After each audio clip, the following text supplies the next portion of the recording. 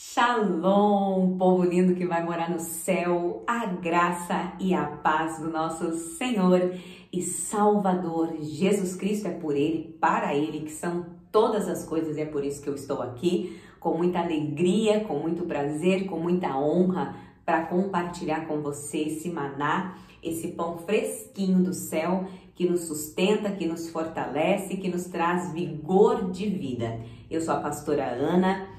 E em nome de Jesus eu creio que você foi conduzida a este vídeo pelo Espírito Santo. Eu tenho a plena certeza de que Deus irá falar poderosamente ao seu coração. Amém? Querido Deus e amado Pai, glorificado e exaltado és o teu santo nome. Pai, a fé vem pelo ouvir a palavra. Então que a tua palavra possa permear a nossa mente, possa respaldar o nosso coração, que sejamos fortalecidos nesta hora. Espírito Santo, leve a Deus tudo aquilo que precisamos e que nesta hora, através, Senhor, deste devocional, da vida devocional, nós possamos viver a boa, perfeita e agradável vontade do Senhor. É o que oramos e já agradecemos em nome de Jesus. Amém. Ouça atentamente a leitura do capítulo, deixe essa palavra falar ao seu coração, amém? E você que está chegando, se inscreva no canal, você que já é de casa, a minha gratidão, beijo grande. Vamos lá. Agora, pois, já nenhuma condenação há para os que estão em Cristo Jesus, porque a lei do Espírito da vida em Cristo Jesus te livrou da lei do pecado e da morte. Porquanto o que for impossível à lei, no que estava enferma pela carne, isso fez Deus enviando o seu próprio Filho em semelhança de carne pecaminosa, e no tocante ao pecado, e com efeito condenou Deus na carne o pecado, a fim de que o preceito da lei se cumprisse em nós, que não andamos segundo a carne, mas segundo o Espírito, porque os que se inclinam para a carne cogitam das coisas da carne, mas os que se inclinam para o Espírito, das coisas do Espírito. Porque o pendor da carne dá para a morte, mas a do Espírito para a vida e paz. Por isso o pendor da carne é inimizade contra Deus, pois não está sujeito à lei de Deus, nem mesmo pode estar. Portanto, os que estão na carne não podem agradar a Deus. Vós, porém, não estás na carne, mas no Espírito, se de fato o Espírito de Deus habita em vós, e se alguém não tem o Espírito de Cristo, esse tal não é dele. Se, porém, Cristo está em vós, o corpo, na verdade, está morto por causa do pecado, mas o Espírito é vida por causa da justiça. Se habita em vós o Espírito daquele que ressuscitou a Jesus dentre os mortos, esse mesmo ressuscitou a Cristo Jesus dentre os mortos, vivificará também o vosso corpo mortal, por meio do seu Espírito que habita em vós. Assim, pois, irmãos, somos devedores não à carne, como se constrangidos a viver segundo a carne. Porque se viverdes segundo a carne, caminhais para a morte, mas se pelo Espírito mortificardes os feitos do corpo, certamente vivereis. Pois todos os que estão guiados pelo Espírito de Deus são filhos de Deus. Porque não recebestes o espírito de escravidão para viverdes outra vez atemorizados, mas recebestes o espírito de adoção, baseado no qual clamamos, Abba, Pai. O próprio Espírito testifica com o nosso espírito que somos filhos de Deus.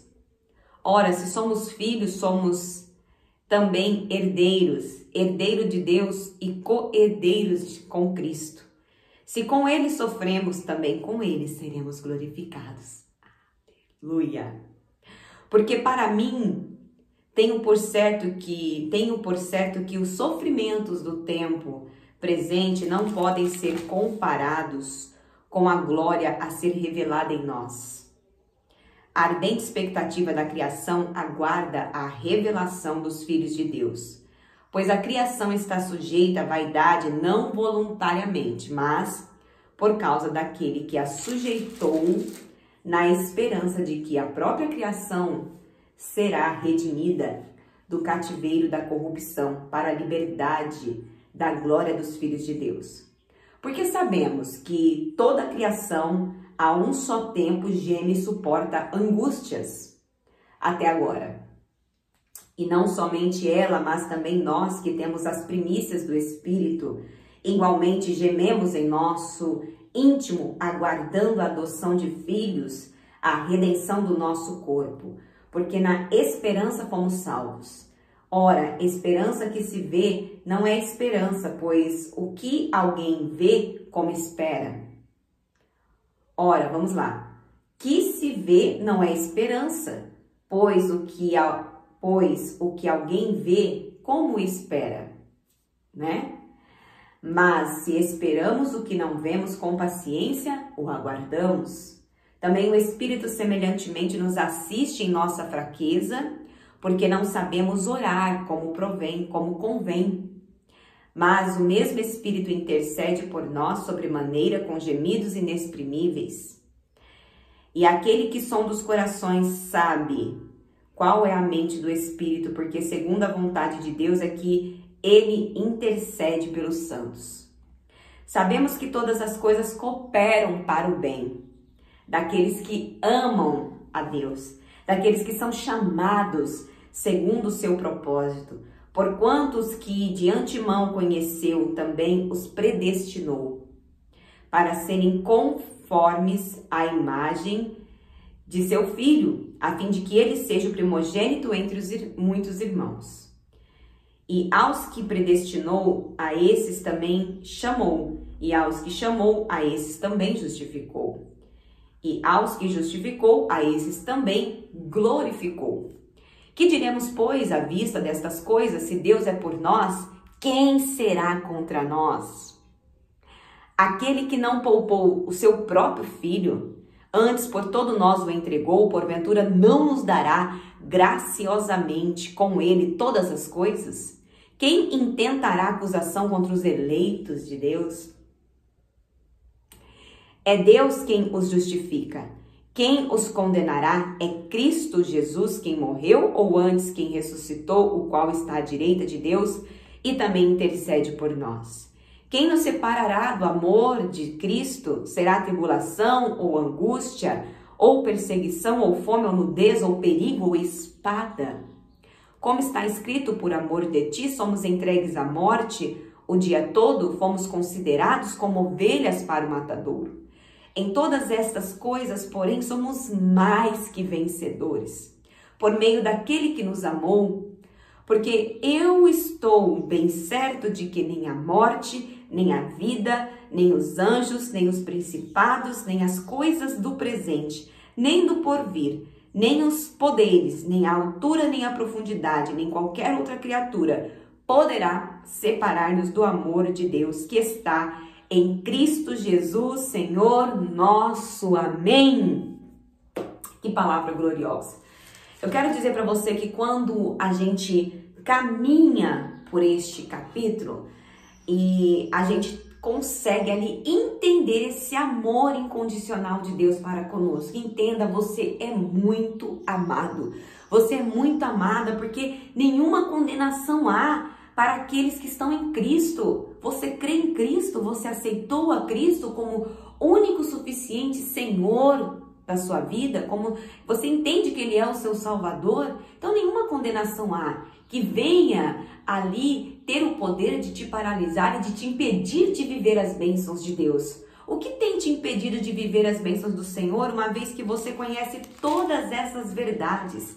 Uma vez que este capítulo ele é real na sua vida, porque é como se nós estivéssemos aqui falando de tudo que nós vivemos.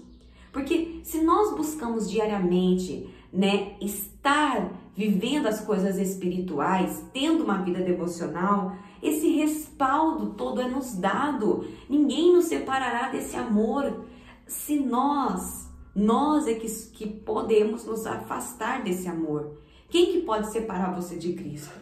Quem que pode? O pecado. Sim, o pecado pode te distanciar de uma forma assim brutal desse amor. Só que Ele é aquele que está te respaldando hoje. Amém? Declara nos comentários: eu creio que o Senhor é sobre a minha vida. Eu creio na vida de Deus que está em mim. Eu creio que aquele que não poupou o seu próprio filho, Ele é quem me justifica. Quem te justifica é Deus. Não perca tempo nem energia tentando justificar-se. Em algum momento da minha vida, eu tentava me justificar e me justificar. E isso era como uma autocondenação de coisas que eu estava ali fazendo, mas não queria admitir. Hoje, por mais que a situação seja gritante e que a minha carne queira gritar e que eu peço perdão à medida que eu identifiquei que eu não devia ter tomado aquela atitude. Então, assim, eu tenho vivido algumas situações onde, poxa, eu, dentro daquela pessoa que eu era, eu iria querer não, porque eu não fiz isso, porque eu ia querendo justificar o erro. Só que hoje não. Hoje eu simplesmente peço perdão. Olha, me perdoa. Você tem razão, não deveria ter feito isso, me perdoa. E isso gera um quebrantamento no outro. Porque quando você vive uma situação, principalmente de conflito, Deus está falando com alguém e eu acredito que Deus está falando com você. Sabe o que acontece?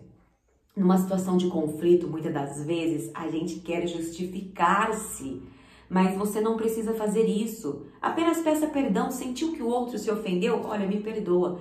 Não foi minha intenção ofender-te. E ali gera um quebrantamento genuíno.